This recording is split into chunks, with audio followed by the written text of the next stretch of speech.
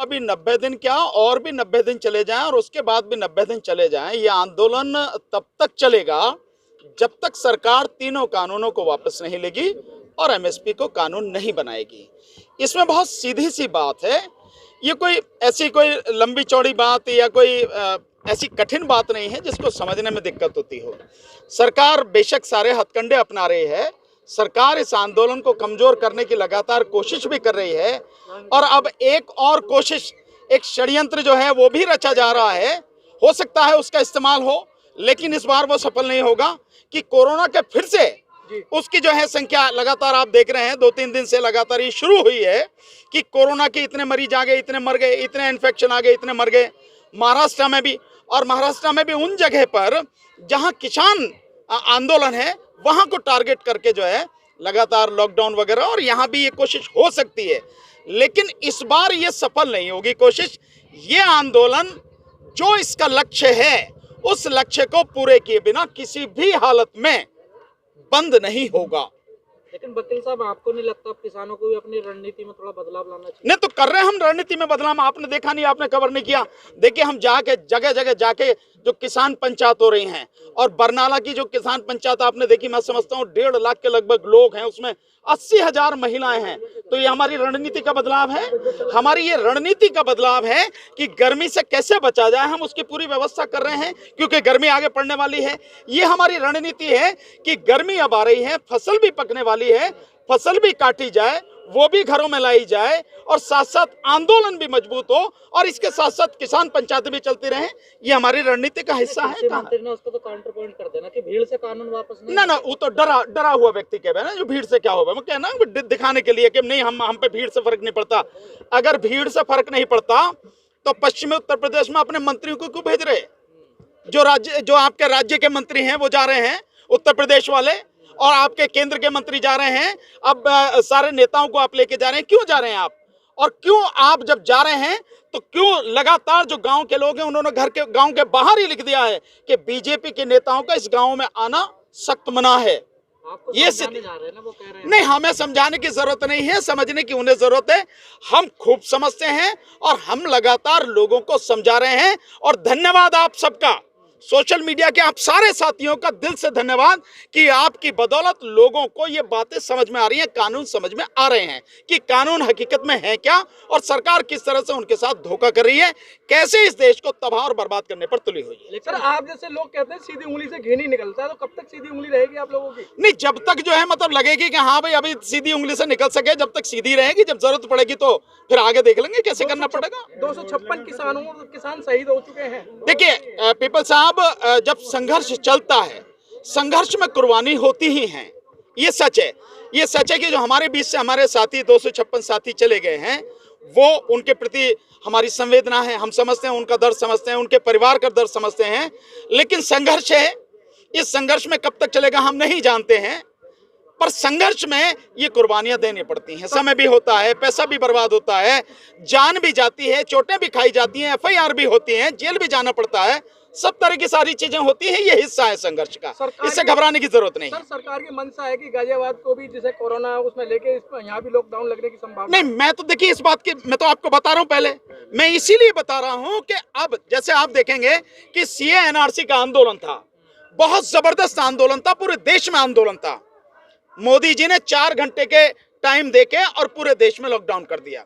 ठीक इसी तरह की स्थिति, ये आंदोलन, इन्होंने सारे हथकंडे अपना लिए, इन्होंने बल प्रयोग कर लिया, इन्होंने षड्यंत्र कर लिया, इन्होंने रास्ते रोक दिए, रास्ते में कील गाड़ दी, और जितनी भी चीजें कर सकते हैं इन्होंने नकली किसान बना लिए। उन नकली किसानों से, किसान संगठनों से बात करने की बात कर रहे, तब तो कहीं भी नजर नहीं आ रहा कोई भी। तो जितने भी हथकंडे ये अपना सकते थे इन्होंने मुकदमे बना दिए, लोगों को गिरफ्तार भी कर रहे हैं, जेल में भी डाल दिया है, पिटाई भी कर रहे हैं। उस सब के बावजूद भी आंदोलन दिन प्रतिदिन और मजबूत और व्यापक होता चला जा रहा है पूरे देश में। तो सरकार की इन बातों से कोई फर्क नहीं पड़ेगा, जो भी कर ले। और इसीलिए जो ये सब अब इनसे फर्क नहीं पड़ा, तो अब ये कोरोना का ये नया जो काम है वो कोरोना की वजह से ही, चाहे गाजियाबाद हो सकता है एनसीआर कर दें, गाजियाबाद से काम नहीं चलेगा क्योंकि आंदोलन तो सारा एनसीआर में है। अगर आप सिंगू बॉर्डर जाएं वो भी एनसीआर में है, आप टिकरी बॉर्डर जाएं वो भी एनसीआर में है, आप अगर उधर चले जाएं शाहजहाँपुर बॉर्डर पर वो भी एनसीआर में, पलवल वाला भी एनसीआर में, और ये तो है ही है एनसीआर में। तो एनसीआर में और दिल्ली में ये लॉकडाउन कर सकते हैं, कोरोना का बहाना लेके इस आंदोलन को खत्म करने का प्रयास करेंगे। पर मैं आपके माध्यम से सरकार को एक चेतावनी दे रहा हूं कि जो उसने एससी एनआरसी में किया वो अब यहां सफल नहीं होगा, चाहे कितनी भी कोशिश कर लें। हमें मालूम है कि कोरोना असलियत में कुछ नहीं है, केवल सरकारी कोरोना है, और सरकारी कोरोना ये सिर्फ लोगों को तबाह करने के लिए और जो उद्योगपति पूंजीपति हैं उनके लिए नीति बनाने, कानून बनाने, उनको फायदा पहुंचाने के लिए ये सारी चीजें की गई हैं, मेन स्ट्रीम और कुछ नहीं है। सर, मेन स्ट्रीम मीडिया बार बार ये दिखा रहा है टेंटों में लोग नहीं है और यहाँ जनसंख्या कम है। नहीं, मैं आपसे एक चीज बार बार कहता हूं, मेन स्ट्रीम मीडिया आप हैं कपिल साहब, पिपल साहब आप हैं, ये गजेंद्र हैं, राहुल जी हैं, ये सारे के सारे साथी मेन स्ट्रीम मीडिया आप हैं। आज की तारीख में जिस मीडिया की बात करें वो तो दलाल और गुलाम मीडिया, और उसे अब कोई देखता नहीं है। अगर लोगों को फैक्ट कंफर्म करने होते हैं तो वो सोशल मीडिया को देखता है, उन्हें नहीं देखता, उन्हें जान मालूम है सारी। और जो दिखा रहे हैं कि तंबू, ये तो तंबू कहीं गाड़ के कहीं भी दिखा दो आप, और बाहर से देख के भाई आदमी नहीं देखा, देखो खाली पड़े तंबू, कोई नहीं है इसमें। अंदर जाके देखो ना कि तंबुओं में कितने लोग बैठे हैं, यहाँ आके देखो ना कितने लोग हैं। ये सिर्फ एक उनकी टैक्टिस है जिसमें वो पूरी तरह से फेल हैं, और किसी भी हालत में उनकी ये टैक्टिस सफल नहीं हो सकती। लेकिन वकील साहब, जिस प्रकार से अब सरकार से बातचीत बंद है किसानों की, आपको नहीं लगता कि किसानों में हताशा बढ़ेगी? नहीं, बिल्कुल भी नहीं। किसानों में हताशा एक को भी बता दो, एक किसान में इस बात से कोई हताशा हो। आप सारे के सारे मीडिया के साथी हैं, मैं आपसे रिक्वेस्ट कर रहा हूं, ढूंढ के लेके आओ, पकड़ के लेके आओ कि देखो इसमें हताशा है। एक भी किसान साथी में कोई हताशा नहीं है, बल्कि अब वो दुगने जोश से काम कर रहा है, क्योंकि उसे मालूम हो गया है जिस तरह से जो मोदी सरकार के मंत्री हैं, नेता हैं, बीजेपी के नेता हैं, इनके लिए सरकार जो पब्लिक है उसका विरोध लगातार सामने आ रहा है, और आप ही लोग दिखा रहे हो उस सबको। नहीं, बातचीत का रास्ता सरकार को जब खोलना हो खोल ले, हमें कोई दिक्कत नहीं है। और वैसे हकीकत में इसमें बातचीत करने की कोई जरूरत भी नहीं है। कानून वापस लेने हैं, जरा सी देर का काम है, वापस लो, बात खत्म। बात ही क्या करनी है? और अगर बात करने वाली बात है तो सरकार करे, हमने कभी मना नहीं किया बात करने के लिए। सरकार जब करना चाहे करे, इसके लिए हम उसके पास जाएं? नहीं, हम नहीं जाएंगे सरकार के पास में। हमारा फंडा बिल्कुल क्लियर है, हमारा स्टेप बिल्कुल क्लियर है। इस पे अगर बात होती है हम बात करने को तैयार हैं, या बुलाएगी तो हम चले जाएंगे। सरकार भी तो अपने जगह क्लियर है, उन्होंने बोला कोई दिक्कत नहीं, कोई दिक्कत नहीं, कानून वापस नहीं बिल्कुल नहीं ले कानून वापस। हम अपने आंदोलन को मजबूत बनाएंगे, कोई दिक्कत नहीं, हमें क्या दिक्कत है। तो ऐसे में जब दोनों एक तरफ अड़े होंगे तो कैसे बीच का हल निकलेगा? बिल्कुल निकलेगा। जिसकी ताकत बढ़ती चली जाएगी, जो व्यापक होता चला जाएगा, जो मजबूत होता चला जाएगा, निश्चित रूप से उसके सामने कमजोर को झुकना ही पड़ेगा। और इस समय सरकार जो है कमजोर है, और आने वाले समय में सरकार और भी कमजोर होगी। इसलिए सरकार को ही अंततः झुकना पड़ेगा, कानून वापस लेने पड़ेंगे। सर, ट्विटर पे 3 दिन से ट्रेंडिंग कर रहा है बाकायदा कि मोदी जी रोजगार दो। युवा क्या आप जाग चुका है? नहीं, युवा तो मैं समझता हूं जब उन्होंने वो मनाया था 17 सितंबर को राष्ट्रीय रोजगार दिवस, तब भी जाग रहा था। लेकिन एक चीज मुझे समझ में नहीं आई कि ये ट्विटर पे क्यों जागता है युवा, ये युवा सड़क पे क्यों नहीं जागता, ये सड़क पे क्यों नहीं भागता, ये मेरी शिकायत है। अगर युवा साथी मेरे से नाराज हो कोई दिक्कत नहीं है, पर मेरी शिकायत है, एक बड़े भाई होने के नाते मैं उनसे कहना चाहता हूं, जब तक आप सड़क पर नहीं आओगे, जब तक अपने आंदोलन को जन आंदोलन नहीं बनाओगे, क्योंकि इस देश में युवाओं की बेरोजगारी की समस्या वाकई में बड़ी भयानक समस्या है, उसके लिए उन्हीं को आना पड़ेगा। तो वो ट्विटर छोड़ के, फेसबुक छोड़ के, व्हाट्सएप छोड़ के, यूट्यूब छोड़ के सड़क पे आना चाहिए, सबको इकट्ठा होके, तब ये सरकार जो है उनकी बात मानेगी, तब ये सरकार झुकेगी। यूपी सरकार ने बजट पास किया है, उसमें कल उन्होंने बड़ा बयान दिया है कि हमने यहाँ पे यूपी वालों की आय दोगुना कर दी है। कैसे दोगुना करी है ये नहीं बताया उन्होंने। कहने में क्या होता, मैं ये कहता हूं कि किसानों की आय 5 गुना हो गई, इससे फर्क क्या पड़ता है? आप बताएंगे कि आंकड़े कैसे होते हैं। मैं आपको एक तरीका बताता हूं, उससे आप समझ लेना। आपने अच्छी बात छेड़ दी तो एक आंकड़ा आपको दे देता हूं, एक ही दूंगा मैं, बढ़िया। इस मोदी सरकार के समय में मोदी सरकार पहले ही दिन से कहती आ रही कि हम किसानों की आय दुगनी करेंगे। पहले 5 साल की बात करी, फिर उन्होंने 2022 का टारगेट कर दिया, 2021 चल रहा है। इस 2021 तक किसानों की आय इस मोदी शासन काल में 35% कम हो गई। मतलब ऐसे समझे आप, अगर 100 रुपए इनकम थी 2014 से पहले, आज की तारीख में वो 65 रुपए हो गई। 35 रुपए कहां गए पता नहीं, ये कम हो गई उसकी इनकम। तो आप दुगनी कैसे करेंगे? दूसरा, एक और आंकड़ा बताता हूं आपको। ये सरकार जो है किसानों की आय दुगनी करने के लिए एक फार्मूला अपना रही है कि साल में 6,000 रुपए किसानों के खाते में डाले हैं, जो प्रधानमंत्री किसान सम्मान निधि है उसके माध्यम से। जो अब तक आंकड़े आए हैं, उस आंकड़े को अगर टोटल आप कैलकुलेट करो, 7 बार 2-2 हजार रुपए भेजे गए हैं किसानों के खाते में। और ये शुरू हुआ है आपके उससे दिसंबर 2018 से। दिसंबर 2018 से मार्च 2019 पहला ये, फिर उसके बाद में 4 महीने का, फिर उसके 4, इस तरह से 7 बार अब तक पैसे डाले जा चुके हैं।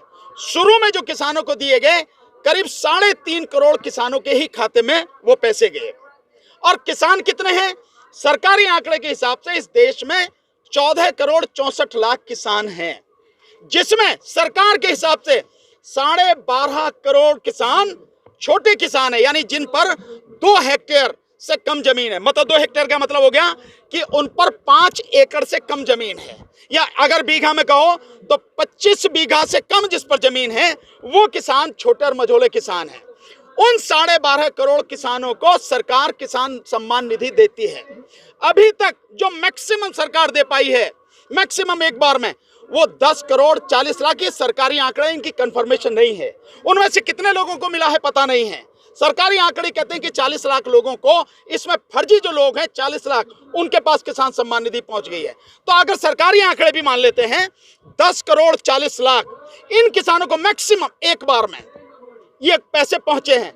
इस 7 बार में टोटल अगर हम कैलकुलेट कर रहे हैं तो 1,10,000 करोड़, 1,10,000 करोड़ रुपए इन 7 बार के टर्म में किसानों के पास पहुंचे हैं, अगर सरकारी आंकड़ों को सही मान लेते हैं तो।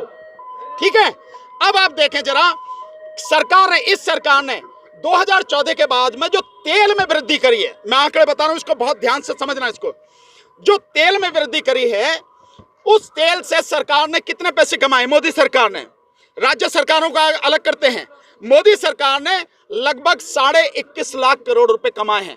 अगर इसमें स्टेटों का भी जोड़ दें, राज्यों का भी, तो करीब 31 लाख करोड़ की कमाई ये डीजल और पेट्रोल में पैसे बढ़ा के सरकार ने कमाए हैं। और इसमें जो हमारे देश में जो डीजल इस्तेमाल होता है, वो डीजल इस्तेमाल होता है तकरीबन 70% जो डीजल है वो डीजल के वाहन है। मतलब सारे जो वाहन हैं उसमें 30% के लगभग उसके पेट्रोल के वाहन हैं और 17% डीजल के हैं। और डीजल में जो 28% खपत होती है वो कृषि के क्षेत्र में होती है, यानी कि जो पंप सेट है उसमें होती है, डीजल इंजन लगाते हैं, या ट्रैक्टर में होती है, वो किसान 28% डीजल इस्तेमाल करता है। अगर इसको हम देख लें तो किसानों से ही सरकार ने 1,51,000 करोड़ रुपए केवल इन जो 7 पीरियड हैं, यानी दिसंबर 2018 से और इस नवंबर 2020 तक जो पैसे सरकार ने कमा लिए किसानों से, वो बैठते हैं 1,51,000 करोड़। 1,51,000 करोड़।